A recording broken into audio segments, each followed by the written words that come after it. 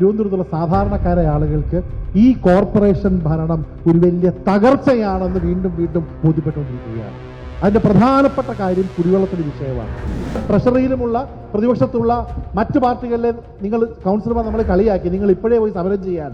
നമ്മൾ പറഞ്ഞ സമരം ചെയ്യുന്നത് ഭാവിയെ കണ്ടുകൊണ്ടാണ്. എനിക്ക് ശ്രീ SP ദീപകിന്റെ കോൺഫിഡൻസിൽ വിശ്വാസമുണ്ട്. അദ്ദേഹം ഏകദേശം എല്ലാം പൂട്ടിക്കെട്ടി ഇനിയിപ്പം കോർപ്പറേഷനെ കുറ്റം പറയുന്നതിന്റെ ഒരു പ്രധാനപ്പെട്ട കാരണം ഇനി ഭരിക്കാൻ പോകുന്ന അവരല്ല എന്നുള്ളത് പറയുകയാണ്. എയിംസ് വേണ്ട, നമുക്ക് നിങ്ങൾ പറയുന്ന ഇവിടെ ഒളിമ്പിക്സ് വേണ്ട. മിനിമം ഈ പൈപ്പ് തുറക്കുമ്പോൾ ഗ്യാസിന്റെ സൗണ്ടിന് പകരം 2 ലിറ്റർ ദാഹജലം. നമസ്കാരം. തിരുവനന്തപുരം നഗരസഭാ പരിധിക്കുള്ളിൽ വിവിധ ഇടങ്ങളിൽ വലിയ രീതിയിലുള്ള കുടിവെള്ളക്ഷാമമാണ് അനുഭവപ്പെട്ടുകൊണ്ടിരിക്കുന്നത്. വാട്ടർ അതോറിറ്റിയുടെ അറ്റകുറ്റപ്പണി നടക്കുന്നത് മൂലം പല സ്ഥലങ്ങളിലും വെള്ളം ലഭിക്കാത്ത സാഹചര്യമുണ്ട്. അതുകൂടാതെ ചില സ്ഥലങ്ങളിൽ വാൽവുകൾ ഉദ്യോഗസ്ഥർ, അതായത് വാട്ടർ അതോറിറ്റിയുടെ ഉദ്യോഗസ്ഥർ മനഃപൂർവ്വം അടച്ചു വയ്ക്കുന്നു എന്നുള്ള ആരോപണങ്ങൾ ഉൾപ്പെടെ ഉയർന്നു വരുന്നു. എന്തായാലും കുടിവെള്ളക്ഷാമം വലിയ രീതിയിൽ ജനങ്ങൾ നിലവിലിപ്പോൾ അനുഭവിക്കുന്നുണ്ട് എന്നുള്ളതാണ് നമുക്ക് എടുത്തു പറയേണ്ടത്. ഈ ഒരു കുടിവെള്ള ക്ഷാമവുമായി ബന്ധപ്പെട്ടുള്ള വിഷയത്തിൽ നഗരസഭാ കൗൺസിൽ യോഗത്തിൽ ശബരിനാഥ് ഇപ്പോൾ സംസാരിക്കുകയാണ്. അദ്ദേഹത്തിന്റെ വാക്കുകളിലേക്ക് ഒരു കാര്യം പറയുകയാണ്. താങ്കൾ ബഹുമാനപ്പെട്ട മേയറായിട്ട് ചാർജ് എടുത്ത് 26 ഡിസംബർ, അതിനുശേഷം ഏകദേശം 4 മാസം കഴിയുമ്പോൾ തിരുവനന്തപുരത്തെ ആളുകൾക്ക് അങ്ങയുടെ ഒരു മന്ത്രിയുടെ ഭാഷയിൽ പറഞ്ഞാൽ ഇവിടുത്തെ പ്രജകൾ, നിങ്ങൾ രാജാക്കന്മാരാണല്ലോ, നിങ്ങൾ തിരുവനന്തപുരത്തുള്ള സാധാരണക്കാരായ ആളുകൾക്ക് ഈ കോർപ്പറേഷൻ ഭരണം ഒരു വലിയ തകർച്ചയാണെന്ന് വീണ്ടും വീണ്ടും ബോധ്യപ്പെട്ടുകൊണ്ടിരിക്കുകയാണ്. അതിന്റെ പ്രധാനപ്പെട്ട കാര്യം കുടിവെള്ളത്തിന്റെ വിഷയമാണ്. ഞാൻ അഭിമാനത്തോടെ പറയുകയാണ്, ഈ കുടിവെള്ളത്തിന്റെ വിഷയം ആദ്യം ഇവിടെ ഉന്നയിച്ചത് UDFന്റെ കൗൺസിലർമാരാണ്. നമ്മൾ പറഞ്ഞിട്ടാണ് നിങ്ങളൊരു മീറ്റിംഗ് വിളിക്കാനുള്ള തയ്യാറെടുപ്പ് നടത്തിയത്. പക്ഷെ അതിനുശേഷം ഒന്നും നടക്കാത്തത് കൊണ്ട് ഇവിടെയുള്ള UDFന്റെ കൗൺസിലർമാർ 26 ഫെബ്രുവരി, അദ്ദേഹം പറയട്ടെ, തടസ്സപ്പെടുത്തി 26 ഫെബ്രുവരി ഈ പറഞ്ഞ വാട്ടർ അതോറിറ്റിയുടെ CE, MESSI അടക്കമുള്ള ആളുകളെ ഉപരോധിച്ച് സമരം നടത്തിയതും UDFന്റെ ജനപ്രതിനിധികളാണ്. അന്ന് ട്രഷറിയിലുമുള്ള പ്രതിപക്ഷത്തുള്ള മറ്റു പാർട്ടികളിലെ നിങ്ങൾ കൗൺസിലർമാർ നമ്മളെ കളിയാക്കി, നിങ്ങൾ ഇപ്പോഴേ പോയി സമരം ചെയ്യാൻ. നമ്മൾ പറഞ്ഞ സമരം ചെയ്യുന്നത് ഭാവിയെ കണ്ടുകൊണ്ടാണ്.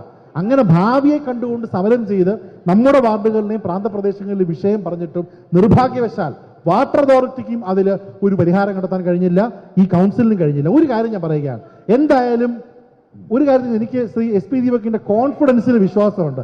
അദ്ദേഹം ഏകദേശം എല്ലാം പൂട്ടിക്കെട്ടി ഇനിയിപ്പം കോർപ്പറേഷനെ കുറ്റം പറയുന്നതിന്റെ ഒരു പ്രധാനപ്പെട്ട കാരണം ഇനി ഭരിക്കാൻ പോകുന്ന അവരല്ല എന്നുള്ളത് പറയുകയാണ്. അപ്പൊ അതുകൊണ്ട് ഇവിടെ വാട്ടർ ഇനി നിങ്ങൾക്ക് 4 ദിവസത്തെ 6 ദിവസത്തെ ഭരണം ബാക്കിയുണ്ട്.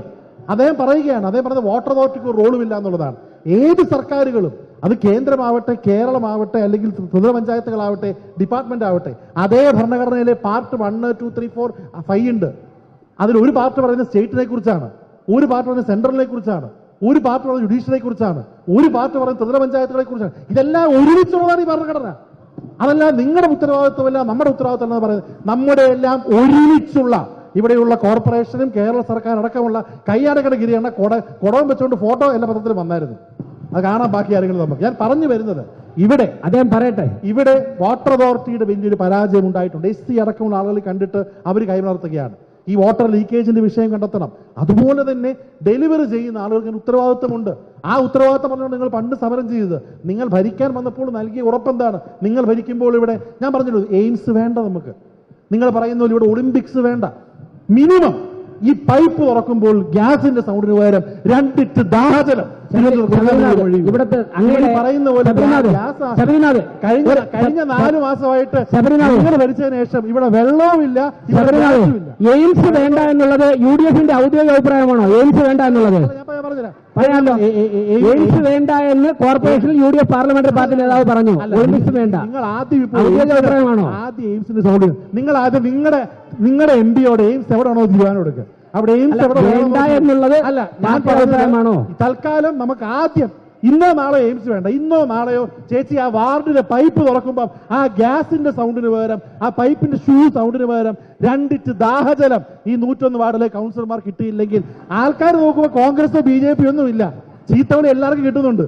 കൂടുതൽ നിങ്ങളാണ് അത് കൗൺസിലർമാർക്ക് അറിയാം. ഞാൻ ഒരു ചെറിയൊരു ഓർമ്മപ്പെടുത്തൽ, ഒരു മന്ത്രിയുടെ പേരിന്റെ മുമ്പിൽ തന്നെ, മുൻ മന്ത്രിയുടെ പേരിന്റെ മുമ്പിൽ തന്നെ പൈപ്പെന്നുണ്ട്. അത് ഏത് കാലഘട്ടത്തിലായിരുന്നു കൂടെ അങ്ങ് ഓർത്താൽ നന്നായിരിക്കും. അല്ല, അത് അങ്ങനെയാണെങ്കിൽ എത്രയോ പാർട്ടിയുടെ പ്രസിഡന്റ് തന്നെ കൈക്കൂലി എണ്ണി 5000 കുറവെന്ന് പറഞ്ഞ് വാങ്ങിക്കുന്ന വീഡിയോ എന്താണെന്ന് ശ്രീ മേയറിന് മനസ്സിലായി. നിങ്ങൾ പൈപ്പിന്റെ കാര്യം പറഞ്ഞാൽ 5000 രൂപയുടെ കൈക്കൂലി എണ്ണി വാങ്ങിക്കുന്ന പാർട്ടി പ്രസിഡന്റ് ഉണ്ടായിരുന്ന ഏക പാർട്ടിയുള്ള ഭാരതീയ ജനതാ പാർട്ടി. കൂടുതൽ കുടിവെള്ളത്തിന് ഒറ്റ കാര്യം പറയുന്നുള്ളൂ, കുടിവെള്ളം കിട്ടുക എന്നുള്ളത് സാധാരണ ഒരു തിരുവനന്തപുരത്തുകാരന്റെ ആവശ്യമാണ്. അത് നൽകാൻ ലാസ്റ്റ് മൈൽ ഡെലിവറി ചെയ്യേണ്ട ആളായിട്ട് ഉത്തരവാദിത്വമുള്ള കോർപ്പറേഷൻ പരാജയപ്പെട്ടിരിക്കുന്ന കാര്യത്തിൽ യാതൊരു സംശയവുമില്ല. പക്ഷെ അതിനോടൊപ്പം ഈ സ്റ്റേറ്റിനും വലിയ റെസ്പോൺസിബിലിറ്റി ഉണ്ട്. ഈ പറയുന്ന ആർട്ടിക്കിളും വാദവും ഒക്കെ മെയ് 5-ാം തീയതിക്ക് ശേഷം പറയണമെന്ന് ശ്രീ സ്പീക്കറോട് പറയുന്നുള്ളൂ. ഇപ്പൊ കൈയൊഴുകയാണ്. പറയുന്നത് സ്റ്റേറ്റിന് ഒരു റോളൊന്നുമില്ല. സ്റ്റേറ്റിനും റോളുണ്ട്. നിങ്ങൾ ഭരണഘടന മനസ്സിലാക്കൂ. സ്റ്റേറ്റ്, ലെജിസ്ലേറ്റർ, പാർലമെന്റ് പല തട്ടുകളാണ്. വാട്ട് ഇസ് ദ കോർപ്പറേഷൻ എന്ന ഡെഫിനിഷൻ പോലും ഭരണഘടന അടിസ്ഥാനത്തിൽ പല പരിതപ്രജരായിട്ടുള്ള നിയമപാലകർ പങ്കെടുത്ത കേസുകളുണ്ട്. എയർ ഇന്ത്യ കോർപ്പറേഷൻ ആണോ, വാട്ടർ, ഞാൻ ലോയിൽ പഠിച്ച കേസുകളുണ്ട്. വാട്ടർ അതോറിറ്റി കേസ് എന്ന് തോന്നുന്നൊരു പേരും തോന്നും. വാട്ടർ അതോറിറ്റി സ്റ്റേറ്റ് ആണോ എന്നുള്ളത് വളരെ ക്ലിയർ ആയിട്ടുള്ള, ഇതെല്ലാം ചേരുന്നതാണ് സ്റ്റേറ്റ്. അത് ചെയ്യാതെ വെള്ളം കൊടുക്കാൻ കഴിയാതെ ഇവിടെ ഞാൻ പറഞ്ഞില്ലേ പരാജയപ്പെട്ടിരിക്കുകയാണ്.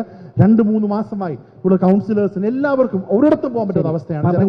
അതുകൊണ്ട് ഇതിൽ രാഷ്ട്രീയം കാണരുത്. CPM, ഇവിടെ ഇടതുപക്ഷം, ഇവരുടെ സർക്കാർ കഴിഞ്ഞ 4 വർഷം കുടിവെള്ളത്തിൽ ഒന്നും ചെയ്തിട്ടില്ല. അവരുടെ അവരുടെ അലയൻസ് പാർട്ണറായിരുന്നു. ഒരു താല്പര്യം ഉണ്ടായിട്ടില്ല. തിരുവനന്തപുരത്ത് ഒരു കുടിവെള്ള പദ്ധതി, പുതിയ കുടിവെള്ള സ്രോതസ്സുകൾ വേണം. ഞാൻ ചോദിച്ചല്ലോ, ഒരു സൊല്യൂഷൻ കൂടെ പറയുകയാണ്. അരുവിക്കരയിലുള്ള ഡാം എന്ന് പറയുമ്പോൾ റിസർവോയറാണ്. അത് 40% ഏക്കലാണ്. അത് മാറി അതിന്റെ മാലിന്യങ്ങൾ ജൈവ മാലിന്യങ്ങൾ മാറ്റണം. അതോടൊപ്പം പണ്ടുള്ള ഒരു പദ്ധതി പേപ്പറിലുണ്ടായിരുന്നു, ഇവിടെ നമ്മുടെ നെയ്യാർ ഡാമിൽ നിന്ന് വെള്ളം ഇറിഗേഷനോടൊപ്പം കൊണ്ടുവരുന്ന പദ്ധതി. അത് നമ്മൾ സീരിയസ് ആയിട്ട് കൺസിഡർ ചെയ്യണം. എന്തിന് വെള്ളായണിക്കാരടക്കമുള്ള പുതിയ ഓപ്ഷൻസ് നോക്കാതെ ഈ പഴയ 5 ലക്ഷം ആളുകൾക്ക് വേണ്ടിയുള്ള ഒരു തടയിൽ നിന്ന് വെള്ളം കിട്ടുന്ന ഓപ്ഷൻ മാറി കൂടുതൽ പോസിറ്റീവായി ഇവിടെയുള്ള നിങ്ങളുടെ പരാജയം അങ്ങോട്ടും ഇങ്ങോട്ടും നിങ്ങൾ എല്ലാവരും ഒരു CJP ഡീലാണ്. ആ CJP ഡീലിൽ വെള്ളം കൊണ്ടുവരാൻ ചെയ്യുന്ന മാത്രമേ പറയുന്നുള്ളൂ. ഇത്രയും പറയുന്നുള്ളൂ.